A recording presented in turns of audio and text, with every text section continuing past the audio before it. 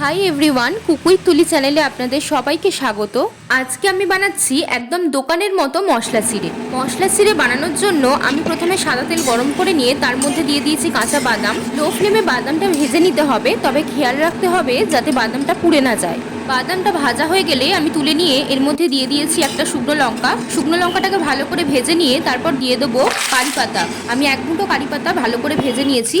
এখানে আমি একটা বাটিতে নিয়ে নিয়েছি মোটা চিড়ে, আর একটা বাটিতে অল্প একটু নুন 2 চামচ জলের সাথে ভালো করে গুলে নিয়ে চিড়ের সাথে ভালো করে মিশিয়ে নিয়েছি। এবার তেলটা ভালো মতো গরম হয়ে গেলে গ্যাসের ফ্লেমটা মিডিয়াম টু হাইতে রেখেই পুরো চিড়েটা ভেজে নেব।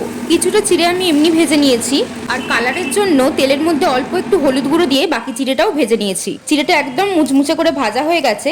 এবার এর মধ্যে দিয়ে দেবো ভেজে রাখা বাদাম, কারি পাতা, শুকনো লঙ্কা। শুকনো লঙ্কাটাকে আমি হাত দিয়ে একটু গুঁড়ো করে নিয়েছি, আর দেবো ঝুরি ভাজা আর স্বাদ অনুযায়ী বিট নুন। এবার ভালো করে সমস্ত কিছু মিশিয়ে নিলেই তৈরি হয়ে যাবে একদম দোকানের মতো মশলা চিড়ে।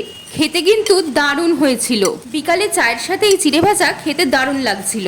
আপনারা অবশ্যই একবার বাড়িতে কিন্তু বানিয়ে দেখুন, আর আমাকে কমেন্ট করে জানান যে ভিডিওটা কেমন লাগলো।